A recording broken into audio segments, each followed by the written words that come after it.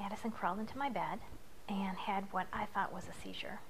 So I called 911 and they came and he was taken to the hospital, and then I found out after the fact that his heart had stopped and gone into an arrhythmia, and that's when all the fun started.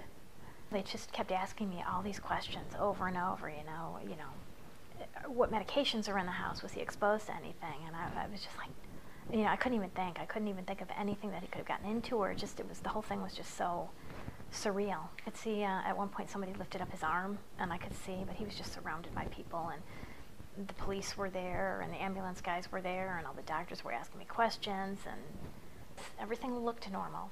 And they were explaining to me the cooling protocol, and that they were going to start that, and they said they do that with drowning victims, and a lot of times with adults who have a cardiac event.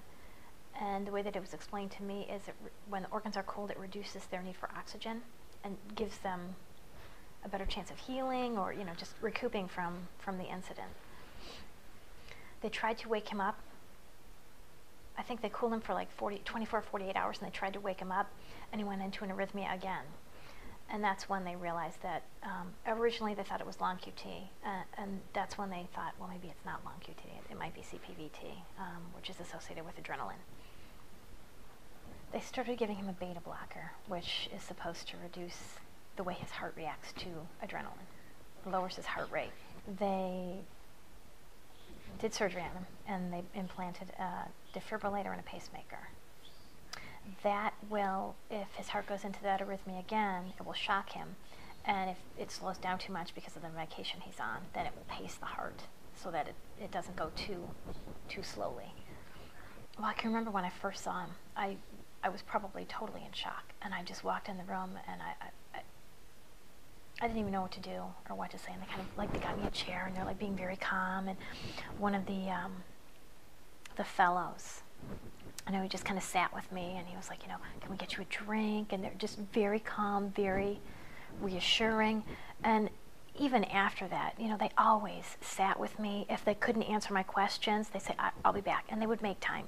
And there's a lot of kids there, and a lot of parents, and a lot of people who are scared. And they just always made the time to sit with me, to answer my questions, even if I asked the same question over and over and over. And I can remember one day I was having a bad day.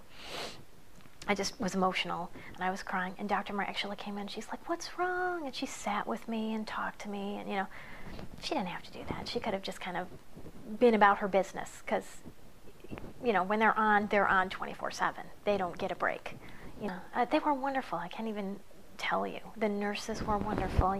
The nurses would come in, and even if they didn't have him, they'd come and check on him to see how he was doing.